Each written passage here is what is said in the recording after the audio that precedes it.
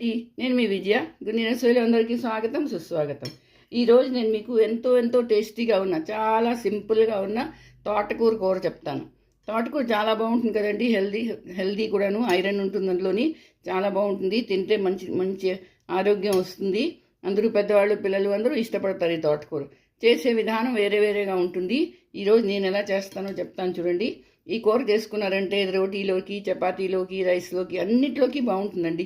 కుక్కర్లో చేస్తాను, 2 సీటీల్లో ఈ కూర రెడీ అయిపోతుంది. మరి రండి ఇది ఎలా చేస్తారో, దీనికి ఏమిటి కావాలో చెప్తాను. తోటకూర 4 కట్టలు అండి. ఇవి బాగా కడుక్కొని సన్నగా తరుక్కోవాలి. ఇలా తరుక్కొని పక్కన పెట్టుకోవాలి.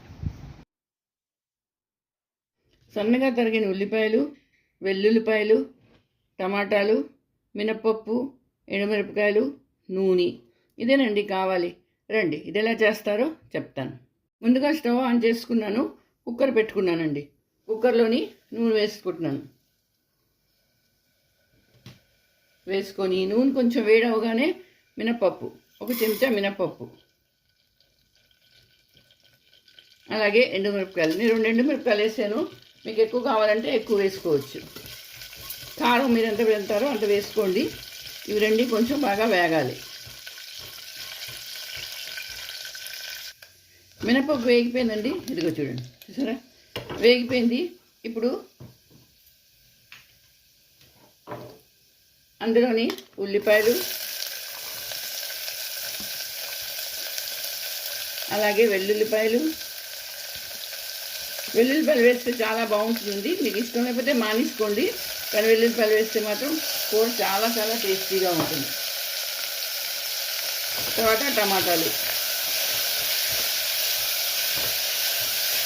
ఈ 3 వేసి గ్యాస్ సిమ్ చేసి కలుపుకోవాలి.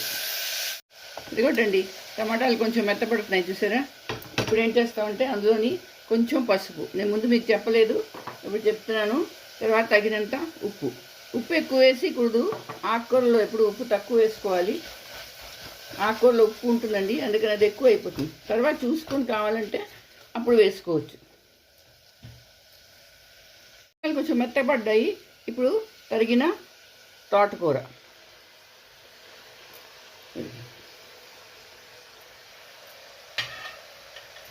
వేసి బాగా కలుపుకోవాలి.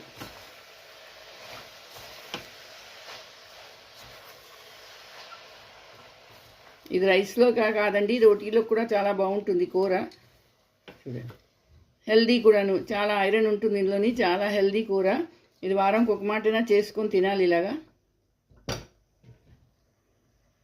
ఇప్పుడు కొంచెం నీళ్ళు తీసుకొని ఇలా జల్లాలండి. ఎక్కువ నీళ్ళు పోయకూడదు, ఎక్కువ నీళ్ళు పోస్తే మరి నీళ్ళు అయిపోతుంది.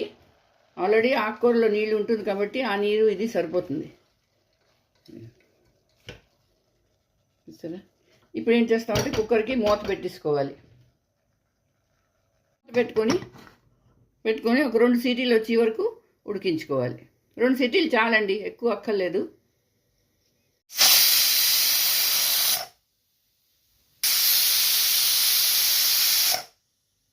రెండు సీటీలు అయిపోయిందండి. నేను గ్యాస్ బంద్ చేస్తున్నాను. చూడండి 2 సీటీలు అయిపోయి ఇప్పుడు చూస్తాను మూత.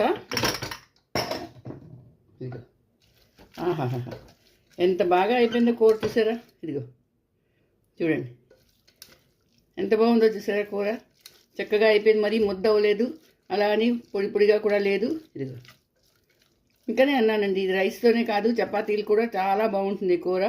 ఇదిగో సరే, కూర రెడీ అయిపోయింది. ఇప్పుడు నేను దీన్ని బౌల్లోకి తీసుకుంటాను. చూడండి తోటకూర కూర రెడీ అయిపోయింది. చూసారా ఎంత వేగం అయిపోయిందో, 2 సీటీల్లో అయిపోయింది. ఎంతో టేస్టీగా ఉంటుంది కూర. ఇది రైస్లోనే కాదండి, రోటీలో కూడా బాగుంటుంది. ఇదిగో కొంచెం గ్రేవీ ఉంటుంది, కొంచెం పొడిగా ఉంటుంది. అన్నంలో కలుపుకోండి, రోటీతో తినండి, చాలా టేస్టీగా ఉంటుందండి.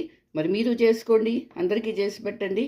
అలాగే నా వీడియోకి తప్పకుండా లైక్ షేర్ చేయండి. మళ్ళీ ఇంకో వీడియోతో కలుస్తాను. అంతవరకు సెలవు.